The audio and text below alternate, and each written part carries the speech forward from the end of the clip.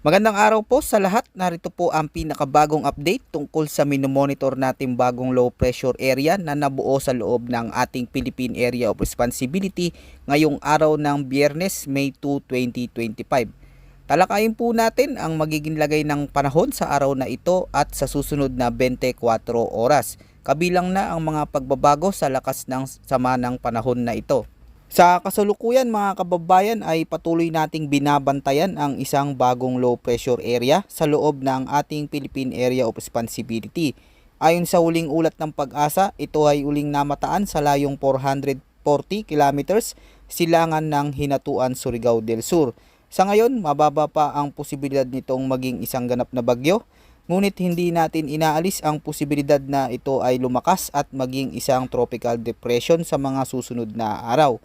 Ang nasabing LPA ay kasalukuyang nasa loob ng Intertropical Convergence Zone, kaya inaasahan natin na mas doble ang lakas sa mga pag-ulan ang maaaring maranasan dito, lalo na sa bahagi ng Mindanao at Palawan na kasalukuyang pinaka-apektado po.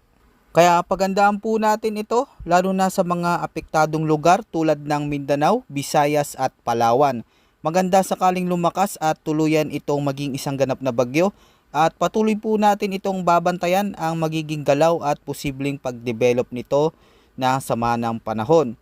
Dahil sa kombinasyon ng LPA at ITCC, asahan maulap na kalangitan na may malalakas hanggang sa matitinding mga pag-ulan sa Eastern at Central Visayas, Northern Mindanao, Davao Region at sa bahagi ng Sorsogon, lalo na sa hapon at gabi.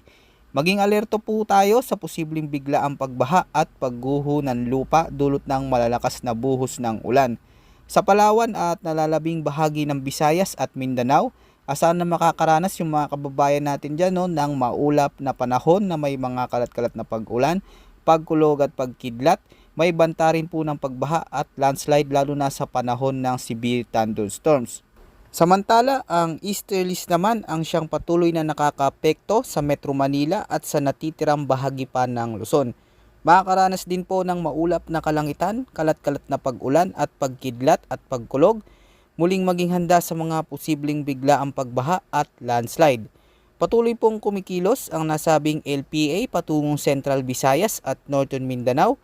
At inaasahan nga mga kababayan, mas lalapit pa ito sa ating kalupaan sa mga susunod na araw habang lumalakas ito. May posibilidad din itong makaapekto dyan sa mga kababayan natin sa Bicol Region at Catanduanes. Kaya mahalaga po na manatili po tayong alerto at nakantabay sa mga susunod pa nating ilalabas na update. Yan po muna ang ating pinakahuling ulat panahon para sa araw na ito. Ako po ang inyong lingkod at maraming salamat po sa patuloy na pagtutok. Ingat po tayong lahat.